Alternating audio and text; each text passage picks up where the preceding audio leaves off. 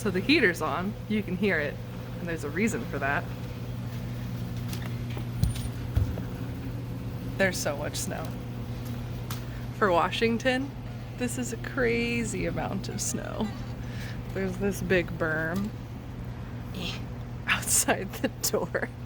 It's awesome. I'm from Oregon. I miss this very much, but everybody else is freaking out. So naturally I came to the shop. We're gonna do a second prototype, maybe final version of the Switch Case, because the first one had some issues and I fixed them probably in the pattern, and I'm just gonna punch some holes and get some work done and keep an eye on the weather and hopefully not get snowed in. Hello friends, I want to take a second because I finished the version 2 of the Druid Switch Case that matches the backpack. And I just wanted to show you what changed. It's not enormous, but it does feel drastically different. Like somehow it just feels like a much more polished, besides the fact that it actually has the closure attached piece. So this is the first draft. It's super duper similar. Obviously the biggest glaring issue is this giant hole in the corner because I sliced off a flap because I was having a hard time getting it all to align nicely, and it felt bulky and just didn't quite look right. So that ended up being a big hole, which wasn't lovely. And the other thing was these corners here. If my camera will focus, you can see the tabs had the holes up a little too high, so the threads didn't reach very well, and it all sticks out from this bottom layer here. And then on the inside, sorry, I'm doing this one-handed. On the inside here, you can see this is all loose, which is the inside of the crossover. It's just loose in there. It's not affixed to anything. That's because I removed the flap from that as well. So that whole piece just doesn't have a bottom flap, and that caused problems in the corner, and then also with this flap being loose on the inside. And so those were the major issues. I also made some hole improvements so that they actually aligned better and were even, because they were not on here when I did them the first time. The pouches and everything are the same. So then on the second one, and this actually has my Switch in it, this is a Sam Brown button, is what this kind of fastener is called, and I quite like it because it's just super easy, just tension fit, just pops through a little hole. Switch slides in here nice and easy. And I also have my little Bluetooth attachment for headphones in here. Boop. But yeah, so it's got the nice Sam Brown button. The first major thing you'll notice is there is no longer a hole here. I ended up keeping the tabs that go all the way across. I changed how the outside corners work. So the tab that you saw on the other one, I moved the holes in more so they could reach better, and I made them the outermost layer before the flap. So that means we get this nice clean corner attachment. So there's 4 layers actually on this bottom here, but all you really see, with the exception of back here, you can see some of them, but all you really see on the front end is this really nice smooth join. So that means on the inside, it's all nice and clean. Everything is stitched together. This is actually a functional little pocket now because it's stitched down on the bottom. There's no holes. It's all nice and lined with a soft green fabric. The stitches on the bottom here are a little bit messy because I ended up I ended up stitching the bottom 3 flaps together and then stitching on the flap because I was trying to see if the main flap because I was trying to see if that would make it easier. It did and it didn't. I don't know if that's what I would recommend.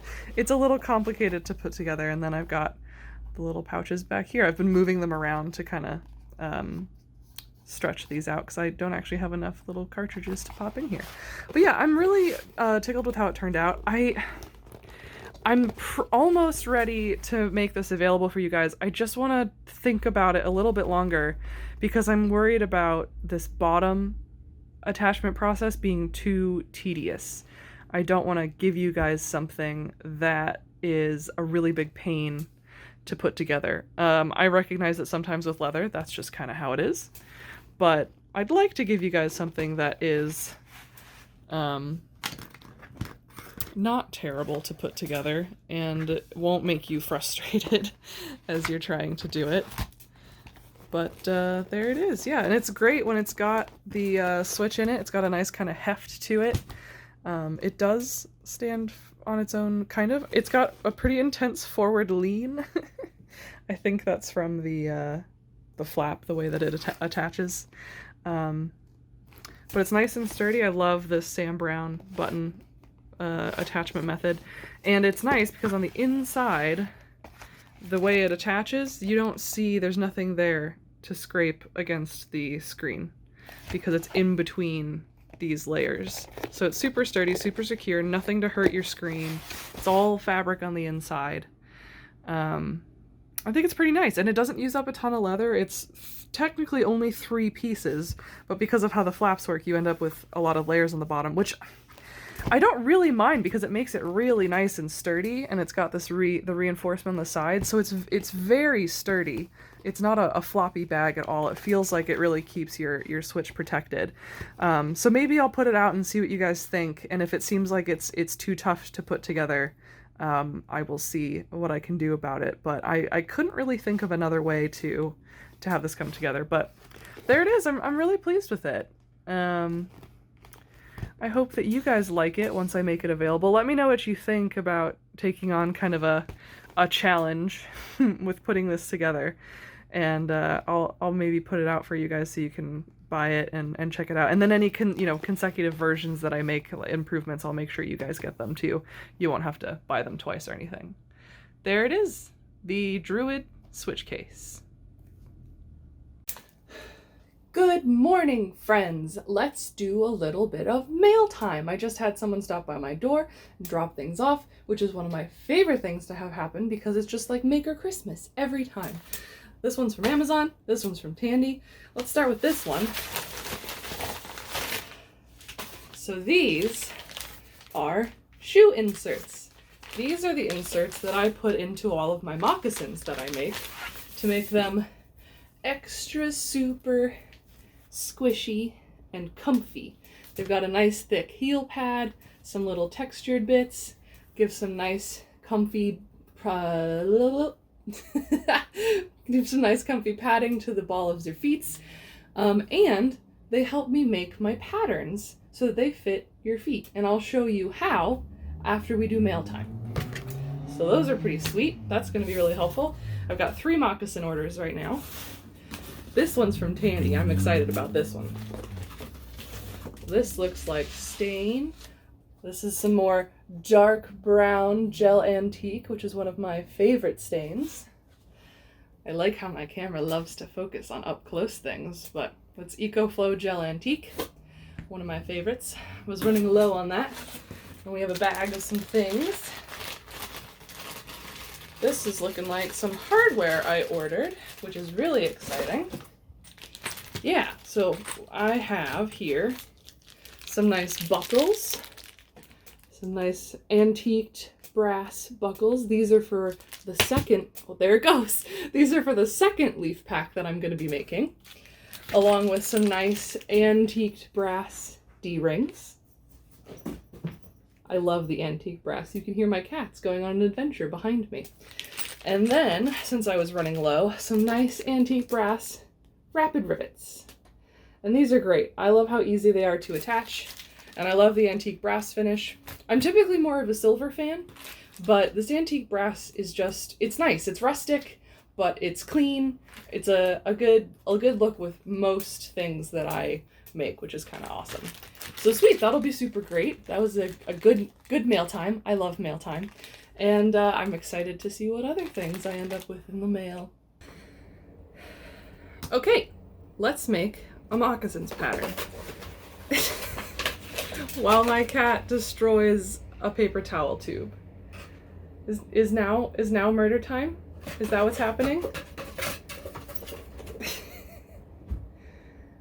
Oh boy. For this you're going to need inserts or foot measurements and angry cats. some scissors, a pen. I use tape to tape a couple pieces of paper together, ruler. You can also use a fancy Punished Props foam smith knife. And this is just 2 pieces of file folder, the kinds that you hang in filing cabinets, and I cut off the hanging parts and then tape them together, so I have a nice big piece. And what we're gonna do is give ourselves some room here and take our pen. We're gonna make a mark 1 inch from the bottom of our paper, like that. And this is where the heel's gonna go. So in order to have a foot, since these aren't for me, I need to cut these inserts down to length. So there's numbers here along the toes. This person's a size 7, so we're gonna cut down to size 7. Ta-da!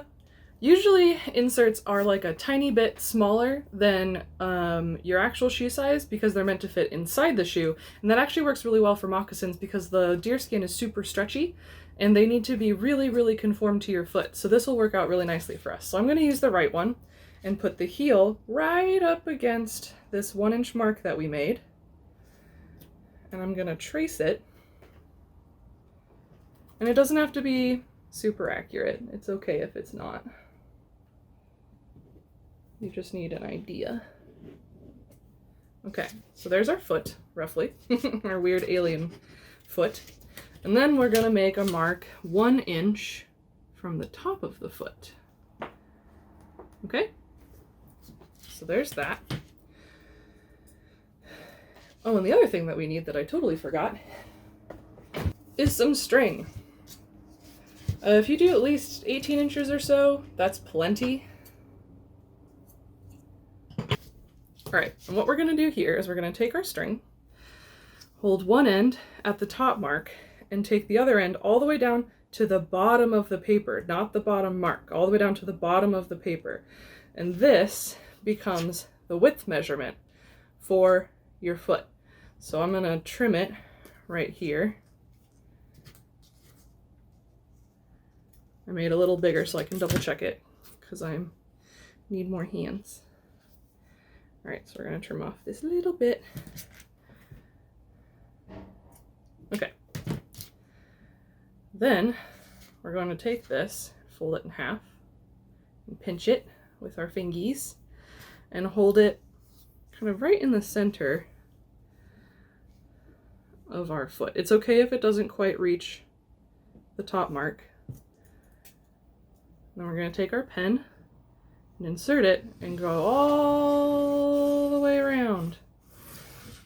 If you have to kind of readjust, that's okay, because sometimes the string gets a little in the way. Okay. So this gives us kind of our base moccasin shape. And next, you can grab your ruler, or you can use your string and wrap it around your own foot, but I don't have a foot for this person, so I am going to use my ruler. And this person's measurements, we're going to place, it's the measurement of the widest part of your foot. So you would, let's say this is a foot, imagine there's foot and an ankle up here. You would take your string and wrap it underneath and wrap it around the thickest part of your foot, right where your ankle joins, and that's going to give you your width measurement. So this person, theirs is about 10.5. So we're going to go to the widest part of our circle. And it's okay if the measurement is a little bit narrower than your circle. We can adjust that. So I'm going to make marks at the top and end of 10.5. And we can adjust our curve to make sure it meets. And this is actually super duper close, so we're pretty okay right there. And then from there, we're gonna draw a line out. I like to make this line a little longer. Usually you only need to do a couple inches. I'm gonna do about 2.5, I think.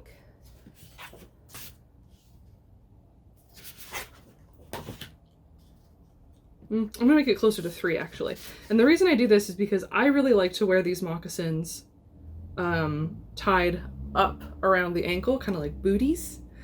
And I find that doing longer flaps for that works really well. So I'm gonna draw out 3 inches from each side.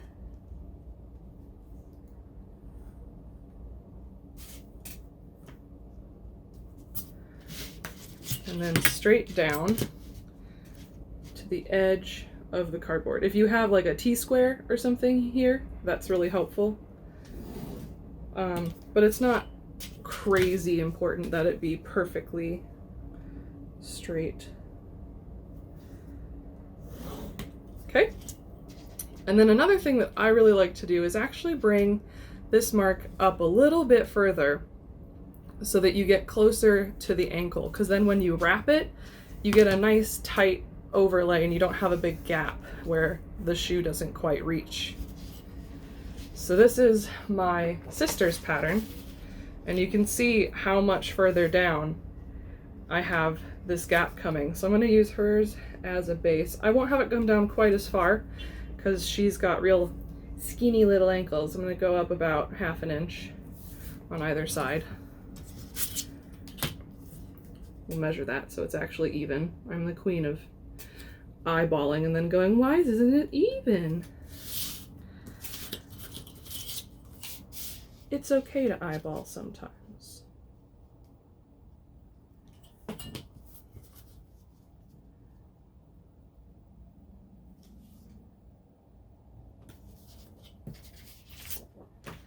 And the other thing too about making your flaps a little bit bigger is you can always cut them down, but you can't add material. So it's much better to make them a little long, and then you can trim them as needed if you want to, or keep them nice and long.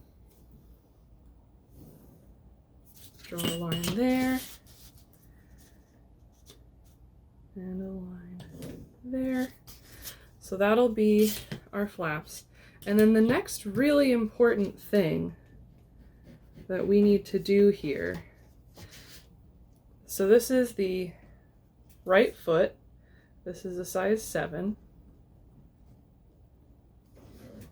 And you'll notice with a human foot, the side with your big toe is more rounded, while the side with your other toes is more of a slant. So what I like to do, and this is what another Cherokee friend taught me, is you keep the curve on the big toe side, but on the other toe side, you cut in quite a bit and kind of follow that slant of your toes.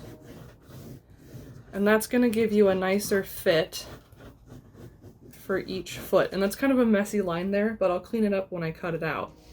But that's the basics of a moccasin pattern. It's super duper easy. And then once you cut it out, you can flip-flop it in order to get your 2 different sides.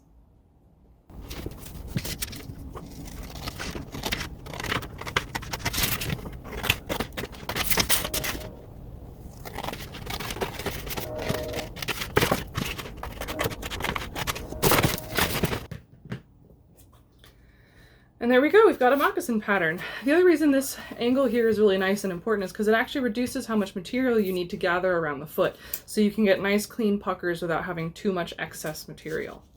So there we go. That's how you make a moccasin pattern. Okay guys, thanks so much for joining me this week. I had a lot of fun making things and playing in snow this week. It was really great. Looking forward to next week. I think I'm going to not be doing so much physical building. I'm going to try to scale it back a little bit and be working on things that I already have ready to go instead of piling new stuff on. I have a few moccasins orders to work on, so hopefully I'll get to share that process with you, which is super cool. And yeah, that should do it. Stay safe, make fun shit, and have a good time. See you guys next week.